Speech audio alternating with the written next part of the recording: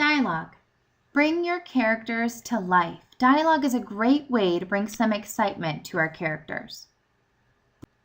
A lot of people may ask if the younger grades are too young to use dialogue. Absolutely not.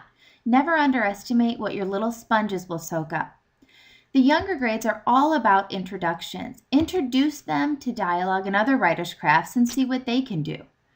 They may just start noticing when others use dialogue. It may bring some more enjoyment to their reading, and they may actually start using it. Dialogue is a great way to bring life to the books they read and the stories they write. Dialogue activities. We're going to follow the I do it, we do it, you do it method, where you start off in control and gradually release that control to your students. We're going to introduce the concept by showing examples and showing them off. We're going to find and highlight dialogue together. And lastly, we're going to create new examples after you've armed your students with the tools they need, both actual supplies and confidence.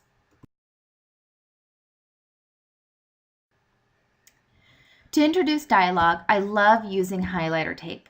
Use a piece of your old writing blown up or familiar text and highlight the dialogue, showcasing the quotation marks and necessary punctuation marks. Use a dramatic voice so your students know the difference between the dialogue and plain text. You're probably already doing this on a daily basis during your read-alouds. Show your students with your finger or pointer what you are reading so they can see the dialogue and what it looks like. Don't hesitate to use actions like cup your hands so they know exactly when the character is speaking or making any noise. Next, we're going to find the dialogue together. It would be a great idea to use repetitive, familiar text for this activity. Focus on the craft you're teaching instead of stressing your little ones out with decoding and comprehension. You can read a big book together and have all of your students recite the dialogue when they see it. Just read the familiar book with your pointers so they can see where you are. Have students use pointers to show where they found dialogue. As much as I love highlighter tape, if you have a young class, they may not be ready to use it independently. The last time I tried this, I had a student resemble a mummy, all wrapped up. Now let's see what they can do. They can practice creating dialogue in a few ways. They can add speech bubbles to old pictures or old pieces of writing. They don't always have to create a brand new piece just to practice a craft. Save their time and energy and keep them focused on their new craft. They can write dialogue on sentence strips for pictures or characters around the room.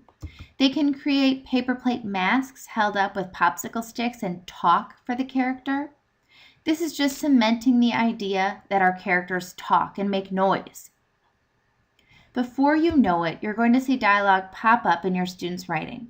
Our reading and writing are obviously intertwined. The more excitement they find in books, the more eager they are going to be in creating. To get you started, here is a list of books that lend themselves easily to teaching and reinforcing dialogue. I hope this helps, and I would love to hear how this is working in your classroom.